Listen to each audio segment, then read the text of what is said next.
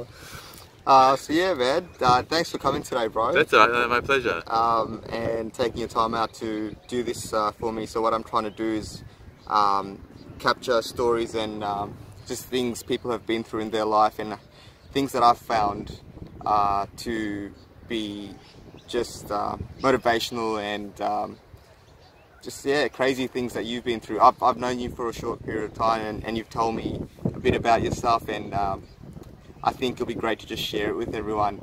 Yeah. I feel like the things that you are doing is very inspirational as well.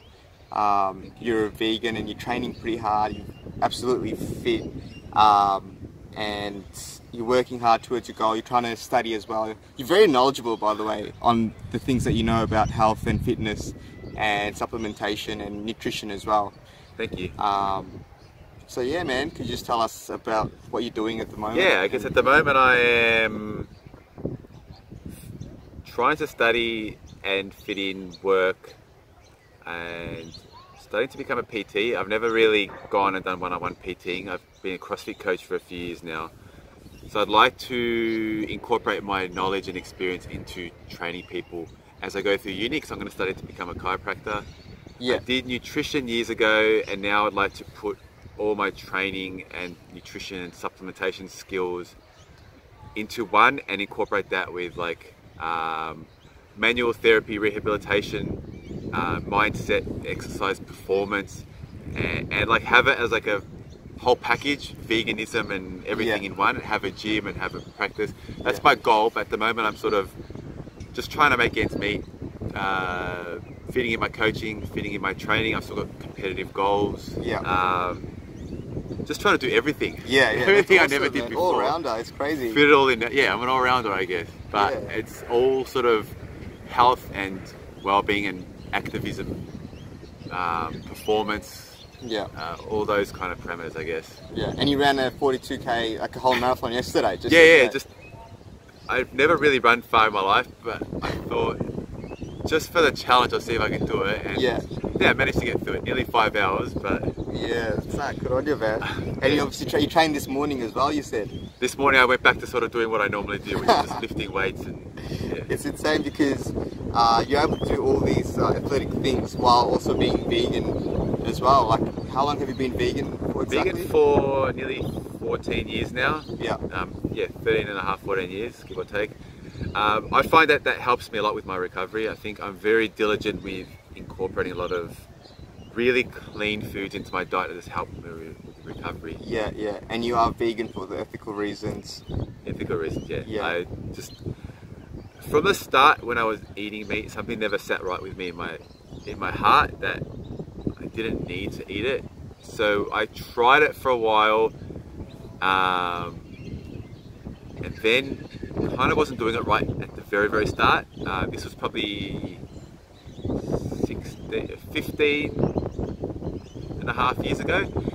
Then I went back to eating meat for a little bit and thought, no, this is not right. I'm going to give it a real chance, like, and try and read up as much about it and do it properly. And never went back. And you're involved in the vegan community quite a bit as well. What are you sort of doing in that community? I guess I have a lot of ties with the vegan community. I don't associate myself with any groups. There's like a dozen different groups out there now that do their own thing. I never really wanted to be involved in anything. I would like to do your own sort of thing. I do my own thing, and I like to be friends with all of them. There seems to be a lot of political infighting and things with a lot of these groups, and I guess I've always just been, I don't know, I call myself a lone wolf and just like do my own thing, but at the same time I like to just support them where I can, and we're all in it for the animals and for health and the environment. It shouldn't be sort of a clique or anything like that. So what is your, like, a normal day for you look like today or tomorrow or over the week? I guess for today, for example, I got up, had a little bit of food to eat because I'm still feeling really depleted from yesterday. So I had a couple of apples and some almond butter and spirulina and stuff. Then I trained about an hour and a quarter, sort of maximum what my workouts are. went and had a quick bite to eat just now and a coffee. Yeah. Come to have a chat with you. Then I'm off to work. Then tonight I'm going to go visit my dad and see my dog and study tonight. Yeah. And then have an early night before I prepare for the World Vegan Day tomorrow. Ah, yeah, that's it. Got the lifting challenge tomorrow. Yeah, that's awesome, man. And you've done 14 bodybuilding shows. Yeah, in the past as 13 bodybuilding shows, 1 powerlifting comp. I don't know how many CrossFit comps. There's quite a few. What do you enjoy the most? Which sort of sport have you? Ooh. Bodybuilding is the most natural for me. Yeah. But I enjoy the CrossFit more. Yeah. It's way more out of my comfort zone. Yeah. Despite the fact that I love the training so much. For me, bodybuilding was about doing the work and then coming and just displaying it. So it wasn't really like you had to work hard on stage, but all the hard work had been done. CrossFit is about bringing your A game there and performing in front of people, and that's where I don't really do so well. It's like really out of my comfort zone. Yeah. Okay. So for that sort of like reason, stage fright, in some sense. Yeah, stage fright. Yeah, like whether it was academic or just displaying what I have, like to perform my best. It's always been like really kind of freaked me out. Wow. But I try to keep doing it. Just challenging more yourself. so now because I feel like if I don't go to my comfort zone, I'm just not going to do it. Develop and get any better. So bodybuilding I enjoyed, but I think CrossFit comps I prefer. Yeah. Just because it's exciting and it's like you really have to just be at your best. Yeah. How do you see yourself, man? Like, if someone knew you, how would they describe you right now? Maybe not from your point of view, but how do you think? Because everyone that knows you, and from what I know as well, I think you're a very kind person and selfless person. Maybe happy. And happy, yeah, exactly. Happy, you're always smiling, man. Maybe a little bit aloof or distant. Yeah. Possibly. I think that's what people tell me. I guess caring. Yeah. So the main reason... Good looking? No. Add that in there as well. Okay.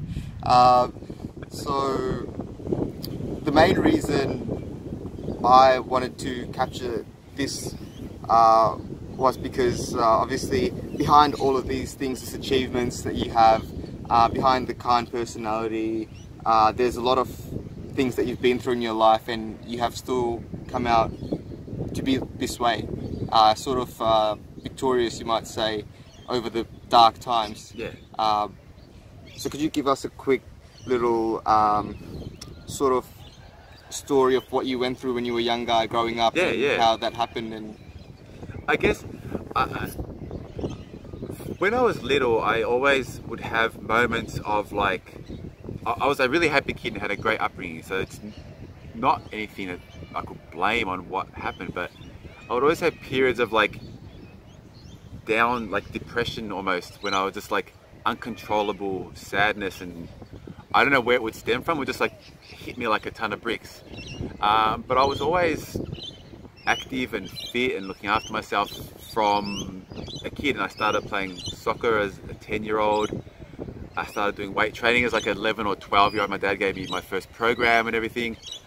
So I had ambitions to be really competitive as a soccer player and go professional, and I was playing in rep teams and training like a maniac, even from like 11 or 12, like writing journals and studying my technique, and I just wanted to be the best that I could be and go overseas and play as a professional. But there was always moments where I just would lose control of my emotions and not know how to deal with it. And I guess when I was 15-ish, it got to the point where I met my first girlfriend, I guess you want to call it. Yeah. Didn't know how to deal with the fact that I felt for someone, and couldn't see it much, didn't know how to like control my feelings. It's just emotional immaturity, I guess. Yeah. I started getting caught up with people at school and who were doing the wrong thing, and I felt like I was being influenced into doing something I didn't want to do because I didn't know how to stop myself. Yeah. So I started experimenting with things. I had a joint, and it just starts with something so small. Like, yeah, and you don't think it's going to spiral into something else. Yeah. I decided to drop out of school after year 10 because I wanted to play professionally. Yeah. And I thought if I can focus my time on training, then I would be able to be professional. Be professional. Yeah. As it happened, it was very hard for my family to support me, so I decided to work. Yeah. That's kind of where it really started spiraling out of control. I was working with people that were taking things, and I started smoking at work, and I started smoking pot and drinking alcohol, and it got to the point where I ended up quitting work and just became like a street kid almost, just hanging out on the streets, just smoking drugs. Yeah. Really, really bad. Lost my desire to play soccer, lost all respect for my teammates and everything. I just stopped. Like, ruined my chances of ever doing anything. And your family life was sort of breaking apart as well. My family were very fractured in the sense that we were a big family in a small house, very tight-knit family. My next two brothers down were struggling with mental issues as well. They started taking substances. I kind of enabled them as well. As the older brother, I should have known better, but at the time I was just... We were young and we were doing things that we thought were fun and just living life how we thought. They got really caught up into it as well. It's kind of spiraled to the point in the part, like years later, where my other middle brother passed away because of issues stemming from smoking marijuana and leading to psychosis and things like that. So he got very, very sick. My next brother down still struggles. And I felt like it stemmed from that time when I was about 15, 16, when I just started enabling them, and for the next 4 years, I was pretty much an addict. Like, I don't know if there's any other way to describe it. Like, So what did you experiment with, and how far did it get? Got to the point where I decided to go back to high school because I felt like it's what I needed to do. So I dropped out, and I thought, I'm not playing soccer, so I have to do something. Otherwise, I'm going to be like kicked out of home. So I went back to school. Started smoking heroin. I was smoking a quarter a day of pot for ages. So what was your day like? 7 grams. Yeah, so was that your day like? I'd wake up in the morning and I'd have a bowl already cut up. I'd have a bong, and I'd just start smoking from the morning. I wasn't eating. I'd go 4 or 5 days without eating a thing.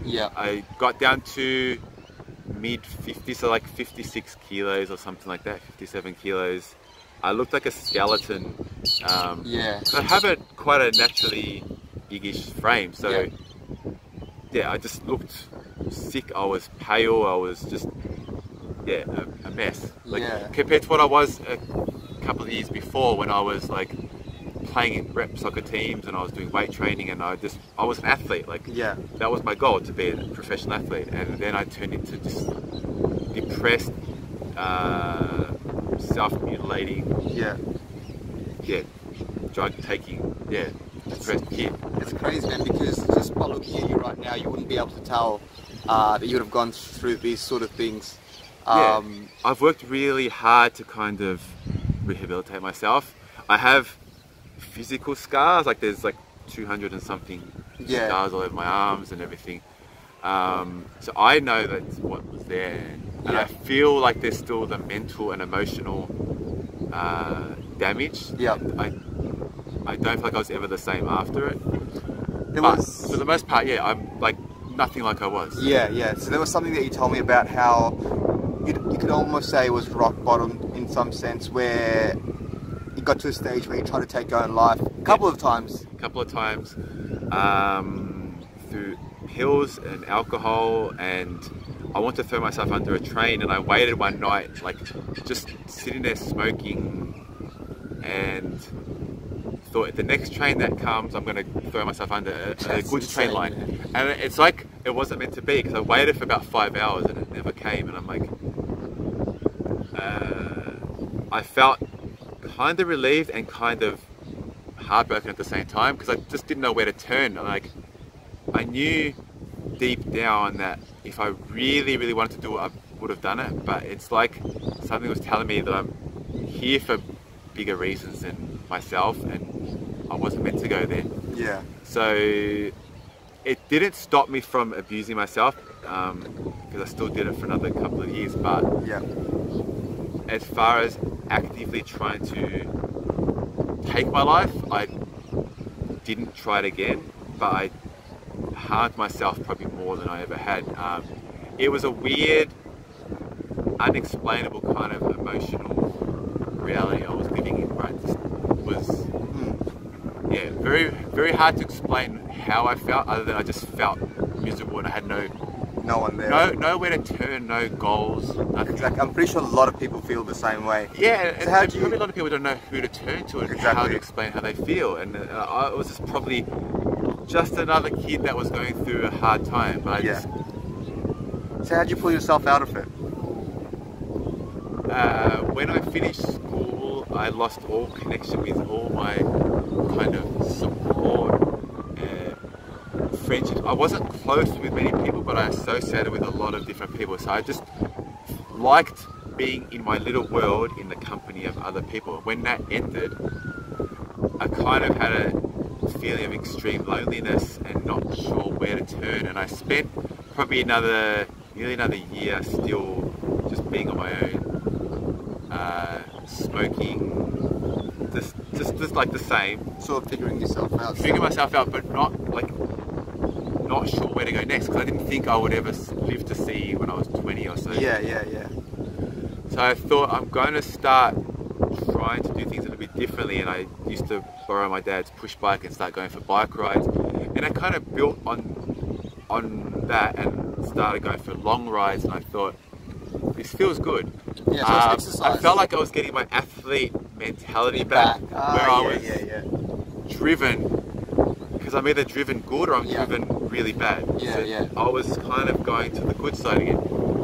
And I stopped everything cold turkey. Like, heroin I never injected, so it's not like I was physically addicted like you see junkies who are like, need to go to rehab and keep relapsing. I just fought through the physical withdrawals myself. It was hard, but it was harder giving up pot because it was my emotional kind of release. And the habit. Of course. Like the mental habit, and that was the hardest to give up. But I knew I had to stop to get myself better. And I wanted to start riding. I was enjoying the cycling, and that was the catalyst. Starting to ride the push bike again. And it ended up turning out I was doing, after a few months, 100-kilometer bike rides. Wow. So that was my catalyst. I went back to work at an engineering shop. And started cycling to work, and I felt like I was getting myself into a real good habit again. So then I ended up actually going back and playing soccer. A year after that, said to myself I would give myself, I think it was 3 years, I said, that I would make it to the National League. As it happened, I tore my ACL that season. That was the end of that, but it was the start of my bodybuilding. So one thing led to another, but I basically found something I enjoyed, and it was my distraction from what I was doing before. I needed an outlet for my emotions. Of course. And it was either training or drugs. And I had to get the training back on track. That's awesome, man. Because a lot of people don't get out of it. Like, it's so hard, especially when you start doing it every day. And and it is. And look, you lose track of everything else you enjoyed, because there's always something that we've enjoyed, whether it was drawing or singing or music or whatever it is.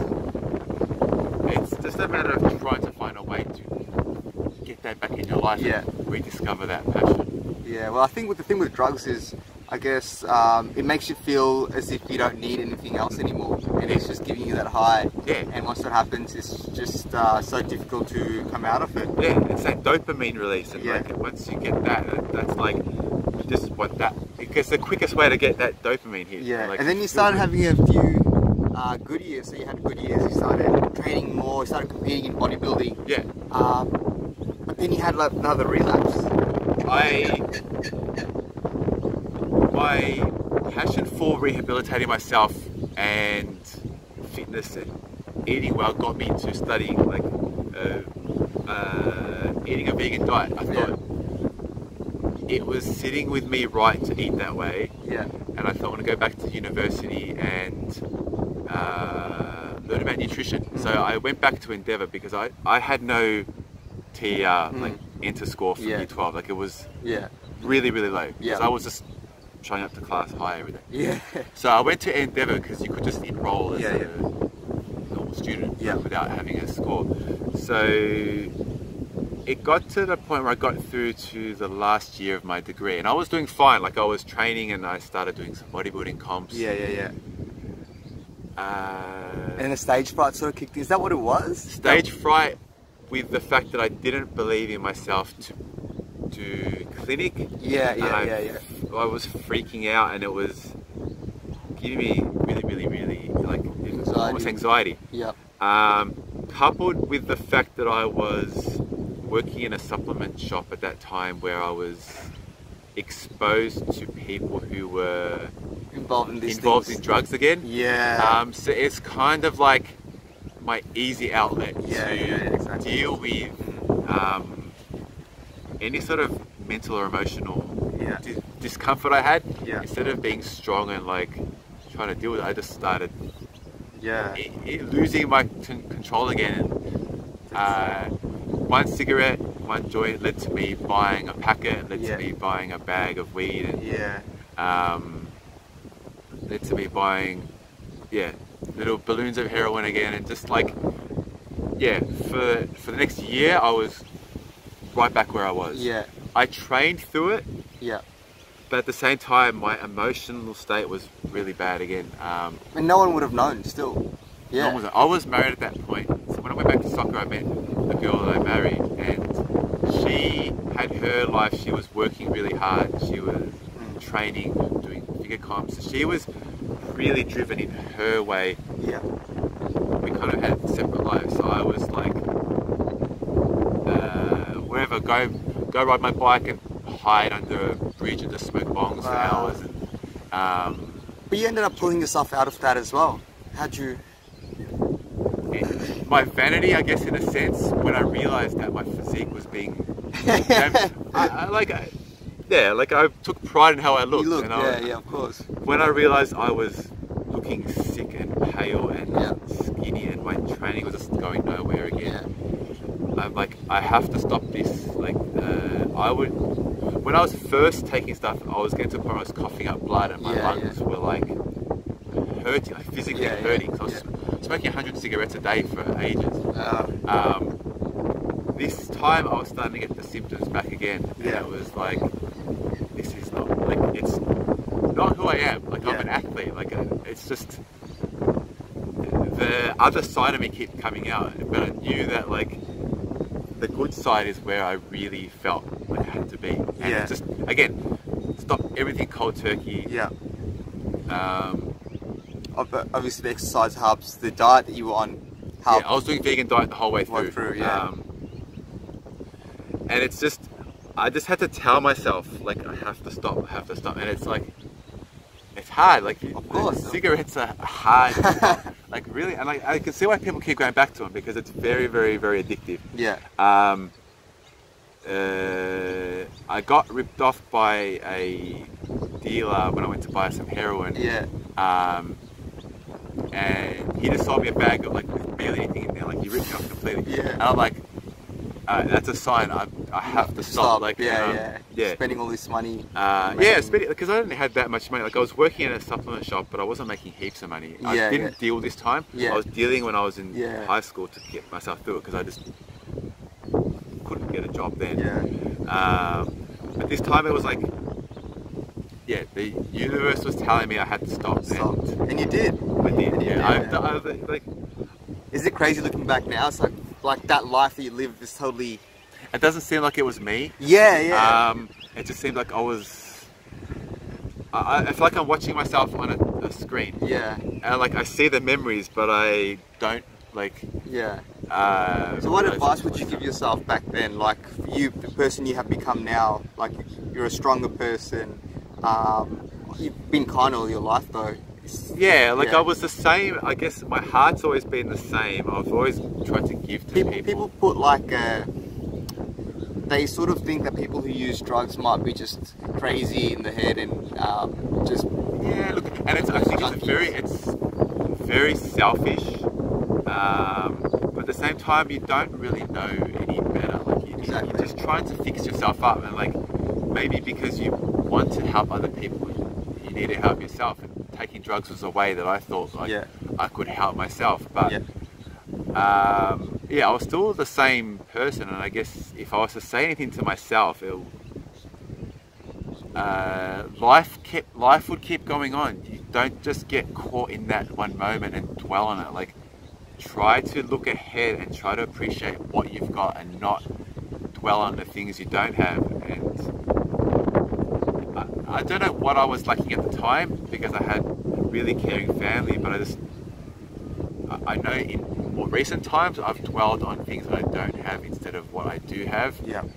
And I'm still doing that for myself now, but definitely back then I would say to myself, there is so much more ahead of you if you learn to appreciate what you have and learn to appreciate and love yourself and the good things. Because I hated myself then, and I've gone through periods where I've hated myself more recently, but that'd be the one thing I'd tell myself. Yeah. There is good in you, and appreciate that and remember that, and not get caught into things that you hate about yourself. That's really often cool, it's just a story you tell yourself. Yeah. That's awesome. What motivates you every day when you wake up? Like, is there something that drives you? Is it your past that you use to push you? For a long time, I guess I was trying to take away the guilt of what I did to my family and what I did to my brother, and blame my brother's death on myself, and blame my parents' financial struggles on myself. And for a long, long time, it would be something I just keep going back to in my mind. But for now, my motivation is I love training. I love, I guess, animals and helping people. So they're my motivations, to try to do things that I love for myself, but at the same time be there to support other people and like help them grow, and not bend over backwards now for people like I did for so long, because I just thought, hey, I've been so bad to people, if I be overly good to people, it just felt right, not like forced, it just felt like that's what I wanted to do.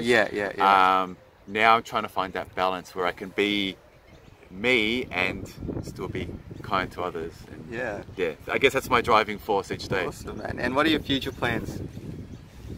Study chiropractic, train people, open a gym / little studio where I can have vegan supplements, vegan nutritional advice, functional training, manual therapy, and I guess peaceful activism all in one, not kind of like banner waving kind of activism, because I want it to be sort of for everyone, not just sort of activist vegan sort of exclusive thing. I want it to have the vegan theme, but I want it to be something that the average person will come in and feel comfortable exploring, and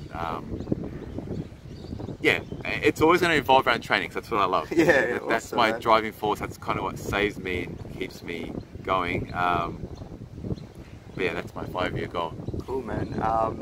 For the people watching, or for the individual watching this, after hearing your story, is there anything else that you could tell them that if they are going through the same things that you have been through, or sort of similar things, is there something that you could tell them to...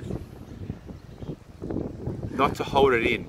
I think internalizing it, don't think you're burdening other people just because you want to talk about how you feel. It's much better to do that, confide in someone that you trust, and it can be hard. Like it's hard to trust people when you don't even trust yourself at times. But I would urge anyone to just try to not hold it in and think about what you're enjoying as a kid or as a teenager. What made you happy then, and think about how you can incorporate that back in your life. Like it's hard. I spent 4 years not touching a soccer ball and touching a weight, and they were the things I loved, but it came back and I had a little glimmer of hope and thought about what was next, and I just grabbed onto that. And it's if you have that glimmer of hope, don't push it away. Like it was extraordinarily hard for me, and I know it's hard for so many other people going through it, but most people didn't grow up as an addict or as someone who was depressed and hated themselves. It's just something that kind of, don't know why, but it comes. But try to remember what made you happy and grab onto it, because we all have something we can offer, and to take your life or to abuse yourself, it's just, it's a tragedy in a sense, because you have something to give. And try to find in your heart what you can give to people, and don't hold it in. Don't hold it in. Be really yourself, nice, and let it out. That's cool. You're not going to burden people. It's going to help others. That's awesome, man. Thanks, Joel. Thanks so much, man, for doing this with us. This is all the time we have for today to doing this. There's so much more that you've gone through and experienced in your life. Maybe we can do something in the future with another video. I'd love to. I appreciate it. Some more stuff. And thanks for your time, man. We'll have links to your social media on the video as well, where people can actually contact you to learn more about you and get to know you and message reach you. out, and I'll be happy to help and speak about training and fitness and stuff like that as well. Definitely. But thanks, Joel. Thanks so much. Pleasure. We'll wrap it up for that one, man. Cheers.